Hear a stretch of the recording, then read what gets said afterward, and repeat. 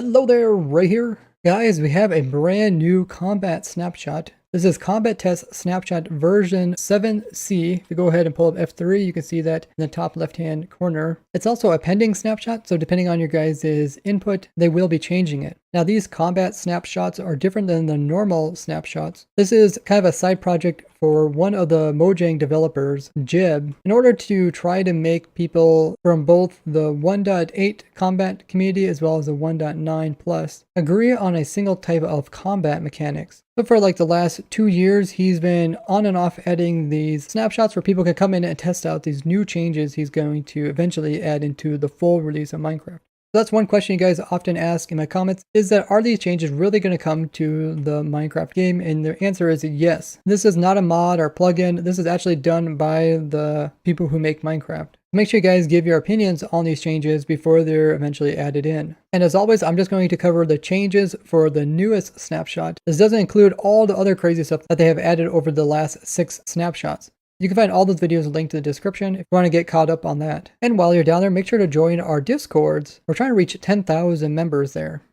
So with the feedback that you guys gave to them, they have reverted back quite a few different changes from the last combat snapshot. The first one being that they have returned the attack indicator. This is the little thing that appears by your crosshairs that shows when your sword is fully charged. If you go ahead and go into our settings, in video settings, right here, it now says attack indicator instead of shield indicator, and we can change this from showing up near our crosshairs to showing up near our hotbar, turning off altogether. This is by the hotbar, it ends up on the right hand side of the hotbar. So if I go ahead and attack something, you can see the little thing charging up. Now the second thing that they have reverted back is they have allowed the 200% time for attack. This is part of the charging part. So when it gets all the way completely charged, they consider it 200%.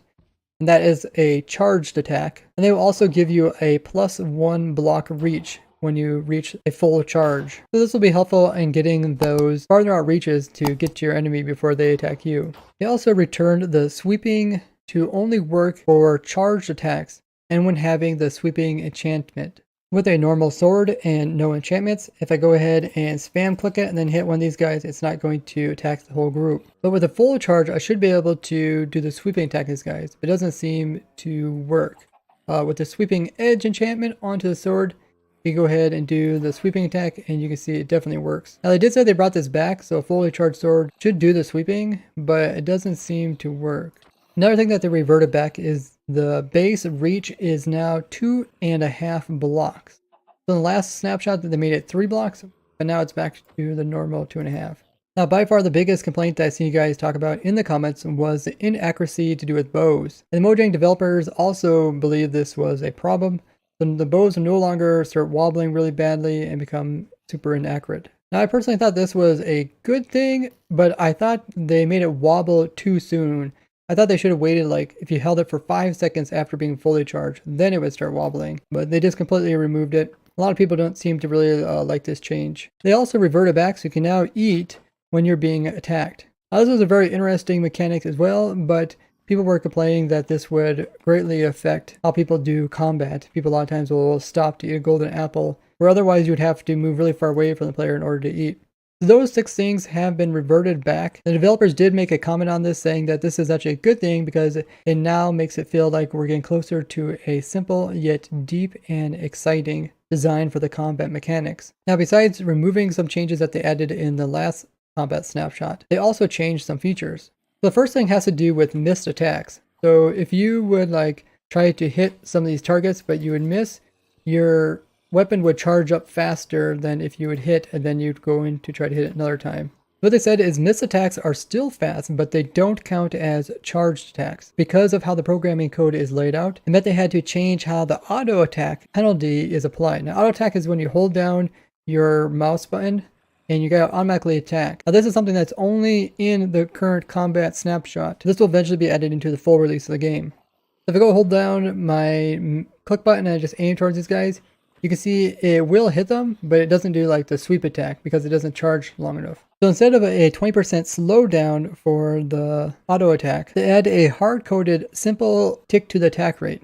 This means after you miss, you can optimally attack again after 4 ticks, or after 5 game ticks when holding the attack. So if you miss your target a lot and then you hit one, you're not going to get that charged attack. But if you miss something and then you wait a little while, then you'll get that charge attack. I really wish the auto attack would include the sweeping attack. Even if you're auto attacking in the air, then you come and aim at these guys, you won't do a sweeping. So it's not that good for large mob farms who try and kill a lot at once. I wish it'd make the auto attacking a little bit slower and then also add it so that it would provide the sweeping attack. The next new feature is that shields provide a 50% knockback resistance when activated. So if we go up to these zombies, you can see that I don't get like thrown backwards. It's even more prominent where iron golems, which usually knock you backwards. Let's hit one of these guys and block it. You see I got knocked back, but now it's going to be 50% less. I think that's pretty cool because shields should give you some knockback resistance. Shields are now instant as well. So if I hold one up and you notice it gets hit down, it will immediately come back up again. There's no like cooldown period like it used to be. It used to have cooldown period like Ender Pearls where it had this little indicator on your hotbar that you can't use it for a little while. Now shields are instant, so every time you use it, it just gets knocked down, put back up again. It's even a whole mob of zombies can't get to me.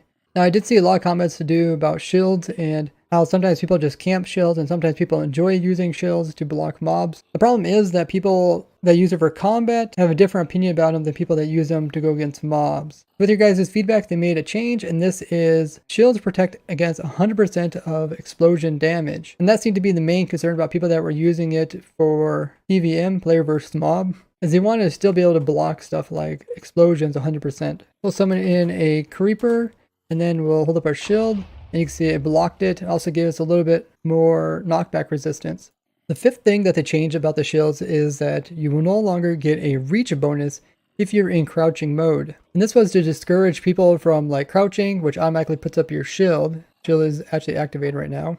So people would want to just crouch, hold up their shield, and then attack at the same time, which you can do, but you're not going to get that reach advantage, meaning that someone who is not crouched can actually reach you without you reaching them. But probably the biggest change that they made is that potions now stack to 16 instead of just 1. This is pretty crazy as it makes them a lot more useful. You can easily repot up again whenever you need them. You don't have to worry about being something that is going to take up a lot of hotbar space or inventory room.